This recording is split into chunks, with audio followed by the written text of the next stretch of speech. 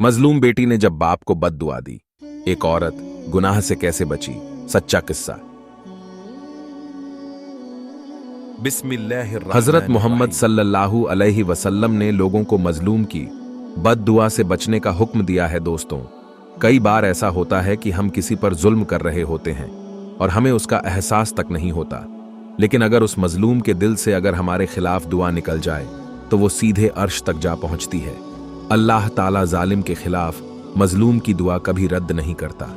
अब अगर ये मजलूम आपकी बीवी, बेटी या कोई रिश्तेदार ही क्यों ना हो, मैं जब दुआ की कबूलियत के हैरत अंगेज वाक़ये आप तक पहुंचाने के लिए एक किताब पढ़ रहा था, तब मेरे सामने एक बेटी की अपने बाप के खिलाफ की गई दुआ, या यूं कहिए कि बद्दुआ का एक किस्सा सामने से गुजरा।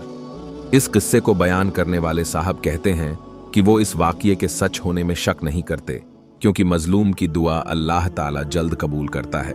इसकी खबर खुद हुजूर सल्लल्लाहु अलैहि वसल्लम ने हमें दी है, लेकिन फिर भी वो इसके 100% सही होने का दावा नहीं करते हैं। लेकिन इस वाक़ये में एक सबक मौजूद है। अरब के मुआशरे में वैसे तो काफी बदलाव आ चुका है, लेकिन आज भी कुछ कबीले ऐसे भी हैं जहां उनकी बेटियां मुलाजमत करके घर के खर्च में हाथ बटाती हैं, बल्कि ये मामला आजकल आम सा होता जा रहा है। वैसे तो अगर शरीयत की हद में रहते हुए इस काम को किया जाए तो इसमें कोई बुरी बात नहीं है, लेकिन परेशानी की बात तब शुरू होती है जब इसमें लालच शामिल हो जाए और बेटी की शादी में देर की जाने लगे। इस्लामी तालीमात हमें बेटियों की शादी वक्त पर करने के लिए उभारती हैं। अब चलिए इस वाक़ये को सुनते हैं। एक शख्स होता है जिसकी 4 लड़कियां होती है। ये चारों लड़कियां कहीं मुलाजमत यानी नौकरी कर रही होती है। उनको इतनी सैलरी मिल रही होती है कि इसके लालच में उनका बाप उनका निकाह नहीं कर रहा होता है, और इसका तरीका उनके बाप ने यह अपनाया कि वो जब भी बेटियों की शादी के लिए कोई रिश्ता आता तो वो उसमें किसी तरह की कोई खामी ढूंढ लेता है। कभी बिरादरी का मसला या कभी हैसियत को लेकर बहानेबाजी करके वो रिश्ते का मना कर दिया करता है। अब बेचारी ये लड़कियां अपने वालिद की इन हरकतों की वजह से बहुत परेशान रहने लगीं। उन्हें शुरू में तो ये समझ में नहीं आया कि उनके वालिद साहब ऐसा क्यों कर रहे हैं, लेकिन जब ये सिलसिला चलता रहा और उनकी शादी की उम्र जाने लगी, तब शायद उन्हें महसूस हो गया कि उनका बाप एक जालिम बाप की फहरिस्त में शामिल हो चुका। अब ये शर्मो हया की वजह से अपने बाप के खिलाफ जाकर शादी भी नहीं करती हैं और अपनी जिंदगी यूं ही बसर करने लगती हैं।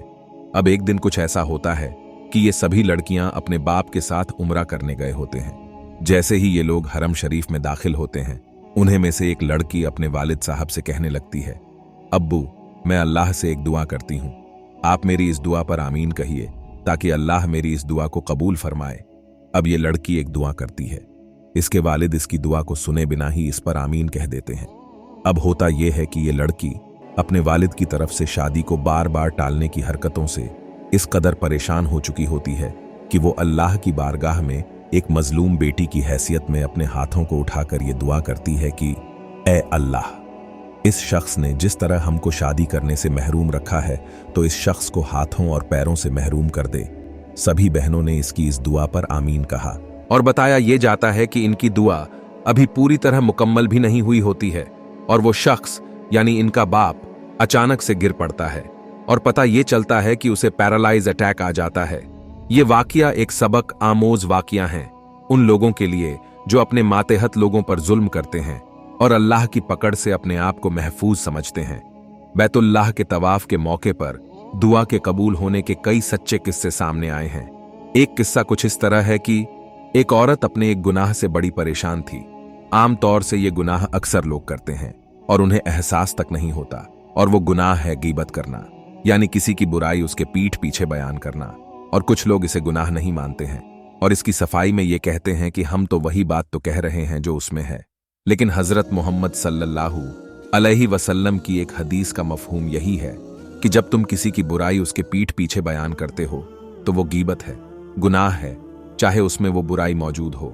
और अगर उसमें वो बुराई मौजूद नहीं है और फिर तुम बयान करते हो तो अब ये गीबत नहीं बल्कि बोहतान है, यानी किसी पर झूठा इल्जाम है, और ये भी एक गुनाह है। तो ये औरत भी लोगों की गीबत करने के गुनाह की आदत से खुद से तंग आ चुकी थी। इसे छोड़ना चाहती थी, लेकिन ये आदत छूटती नहीं थी। अब एक दिन ऐसा होता है कि इसे बैतुल्लाह यानी अल्लाह के घर के तवाफ का मौका नसीब होता है और इस मुकद्दस मुकाम पर यह अल्लाह से तौबा करती है और बड़ी आजिज़ी के साथ दुआ करती है कि ऐ मेरे रब, तू जानता है कि मेरी ज़बान मुझे हलाकत में, मुसीबत में डाल देगी। ऐ अल्लाह, इसे ठीक कर दे और ये तेरे जिक्र के अलावा और कुछ न कहे।